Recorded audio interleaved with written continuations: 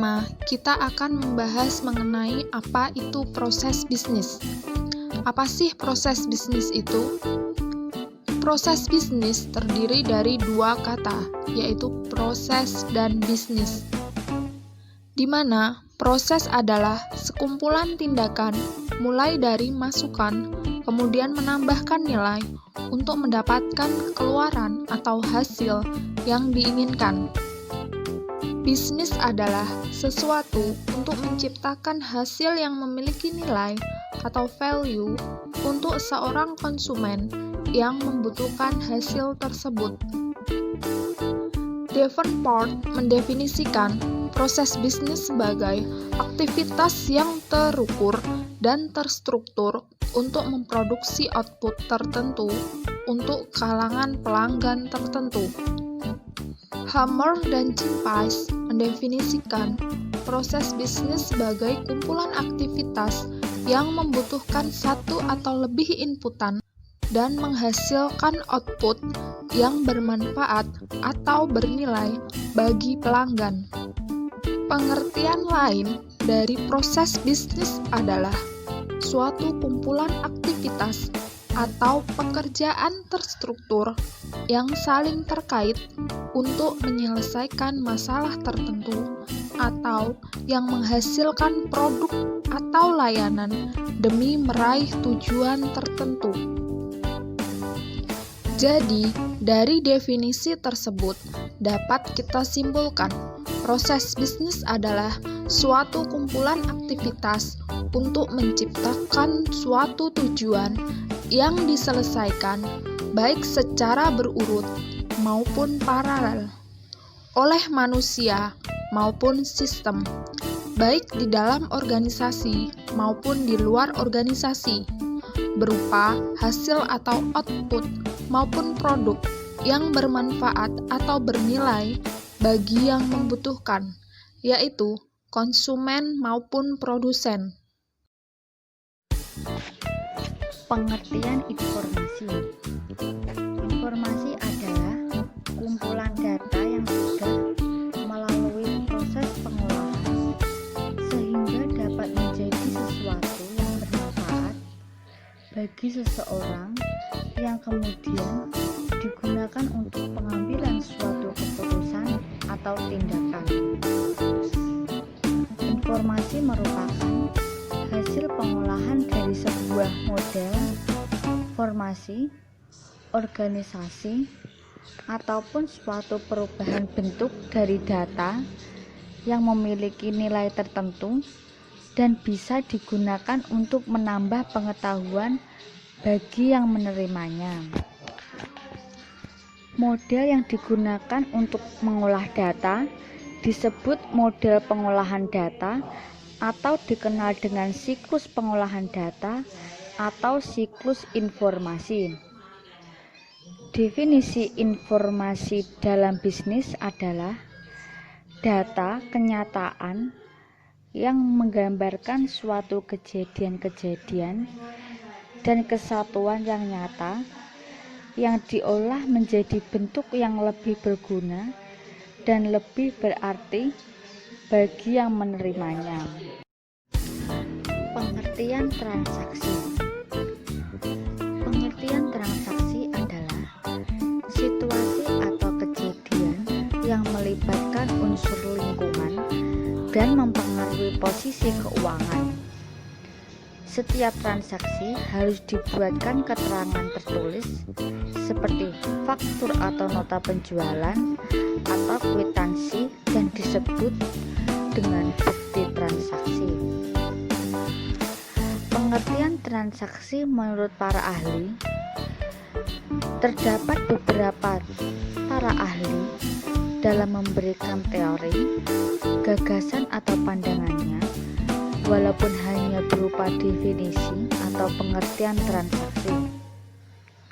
Adapun pengertian transaksi menurut para ahli, yaitu menurut Azhar Susanto, bahwa pengertian transaksi dalam bukunya yang berjudul Sistem Informasi Akuntansi yang menyatakan bahwa transaksi merupakan peristiwa terjadinya aktivitas bisnis yang dilakukan oleh suatu perusahaan.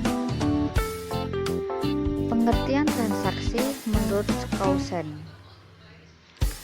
Menurut Skousen, yang dikutip dalam bukunya yang berjudul Pengantar Akuntansi Keuangan, yang menyatakan bahwa pengertian transaksi adalah pertukaran barang dan jasa baik individu, perusahaan-perusahaan, dan organisasi lain.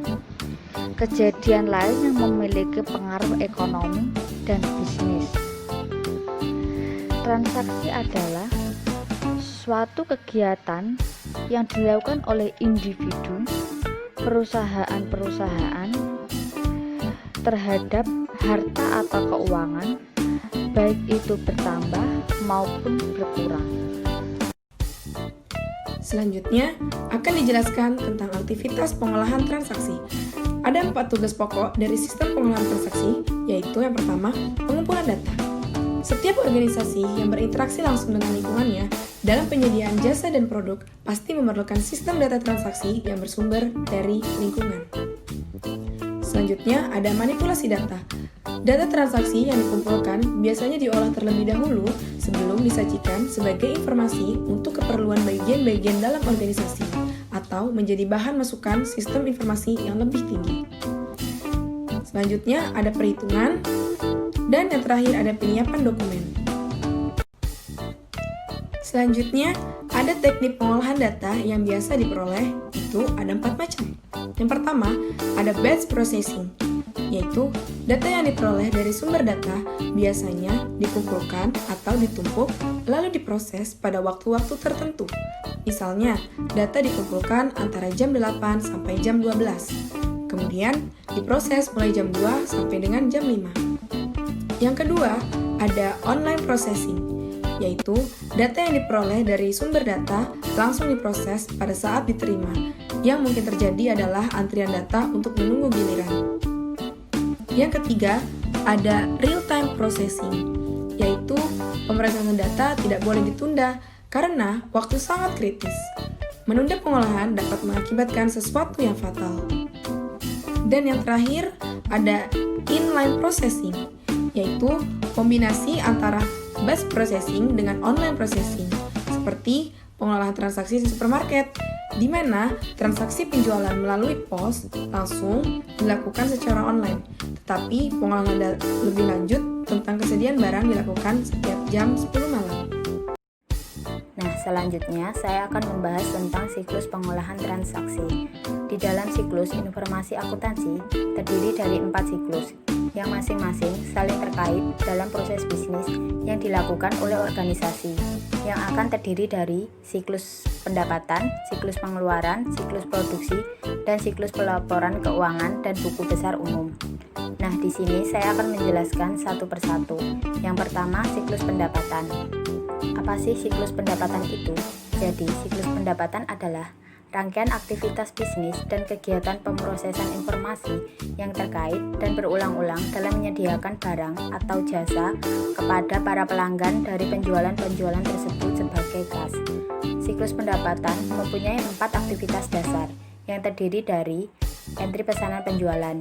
Salah satu cara meningkatkan efisiensi entry pesanan penjualan adalah dengan mengizinkan para pelanggan untuk memasukkan data penjualan sendiri, yaitu dengan melalui website.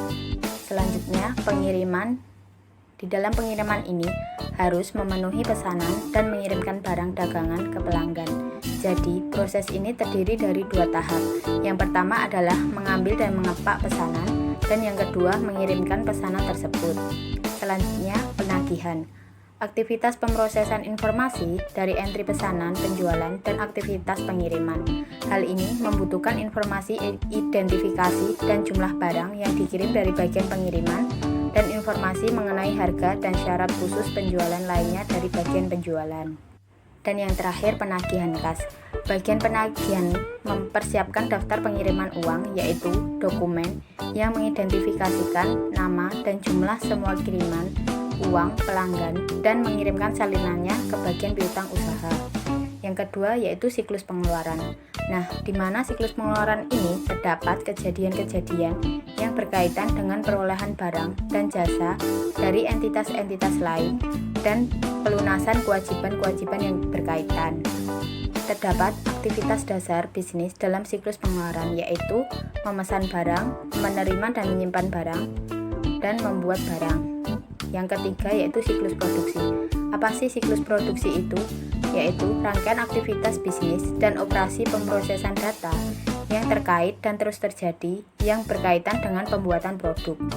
Pada siklus ini, informasi berkaitan dengan barang jadi yang telah dibuat dan tersedia untuk dijual akan diberikan ke siklus pendapatan, dan informasi mengenai kebutuhan bahan baku diberikan ke siklus pengeluaran. Aktivitas pada siklus produksi ada 4 yang terdiri dari desain produk.